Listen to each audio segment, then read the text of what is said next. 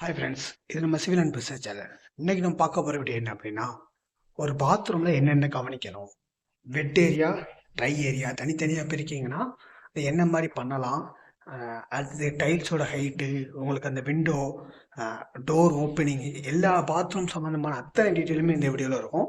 So video skip பண்ணாமல் பாருங்கள். கட்டாயம் இது கொஞ்சம் யூஸ்ஃபுல்லாக இந்த மாதிரி சொல்லி உங்களுக்கு யூஸ்ஃபுல்லாக இருக்க மாதிரி மற்றவங்களுக்கு யூஸ்ஃபுல்லாக இருக்கணும் அப்படின்னு நினச்சிங்கன்னா வீடியோ லைக் பண்ணிட்டு பாருங்கள். வாங்க வீடியோக்குள்ளே போகலாம்.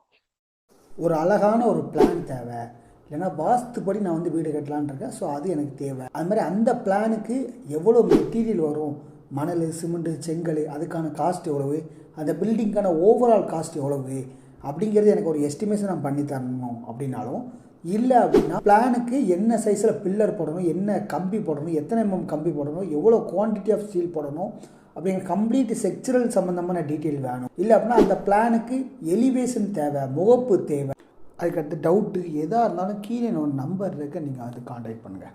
இந்த பெட்ரூம்லேருந்து அட்டாச் பாத்ரூம் கொடுத்துருக்கோம். உள்ளே வந்தோடனே ஒரு 4 அடிக்கு ஒரு ட்ரெஸ்ஸிங் டேபிள் மாதிரி.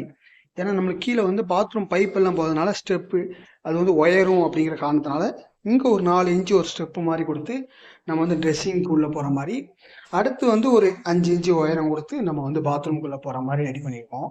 ஸோ அதுக்கு அடுத்து வந்து பார்த்தீங்கன்னா உள்ளே வந்து இது வந்து என்ன பண்ணியிருக்கோம் அப்படின்னா 2 போர்ஷனாக பிரிச்சிருக்கோம். ஒன்று வந்து வெட் ஏரியாவும் ஒன்று வந்து ட்ரை ஏரியா அப்படிங்கிற மாதிரி பிரிச்சிருக்கோம். நம்ம வந்து குளிக்கிறதுக்காண்டி இதை வந்து என்ன பண்ணியிருக்கோம் அப்படின்னா ஒரு 3 அடிக்கு நம்ம வந்து கொடுத்துருக்கோம். சரிங்களா? ஸோ இங்கேருந்து ஒரு 3 அடிக்கு நம்ம வந்து குளிக்கிறதுக்கான ஏரியா கொடுத்துருக்கோம். அடுத்து வந்து மீதி உள்ள போர்ஷன் எல்லாமே டாய்லெட் கொடுத்துருக்கோம்.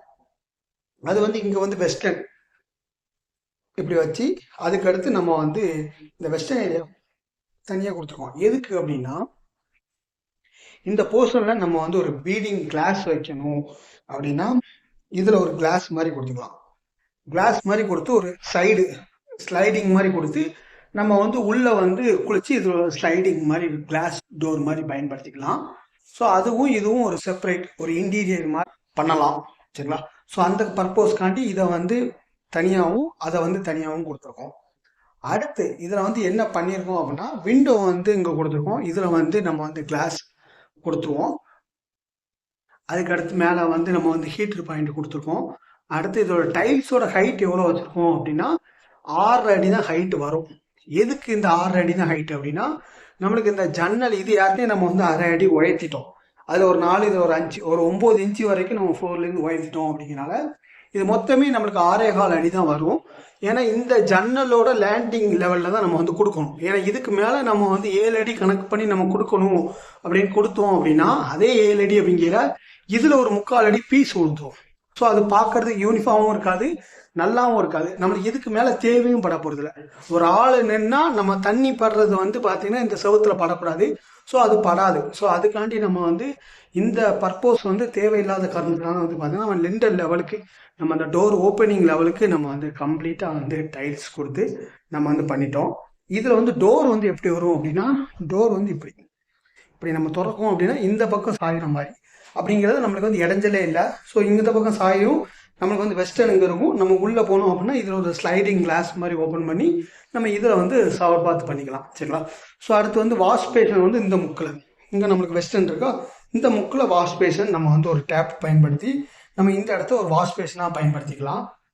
ஸோ இந்த பாத்ரூம்குள்ளே எல்லாமே கொண்டு வந்துட்டோம். இந்த பாத்ரூமோட சைஸ் எவ்வளோ வைக்கலாம் அப்படின்னா ஒரு 7க்கு 4 ஒரு நீளம் மினிமம் 7, அகலம் மினிமம் 4 அடி இருக்கணும். அதுக்கு மேலே எவ்வளோ இருந்தாலும் பிரச்சனை இல்லை, அது நம்மளுக்கு யூஸ்ஃபுல் தான்.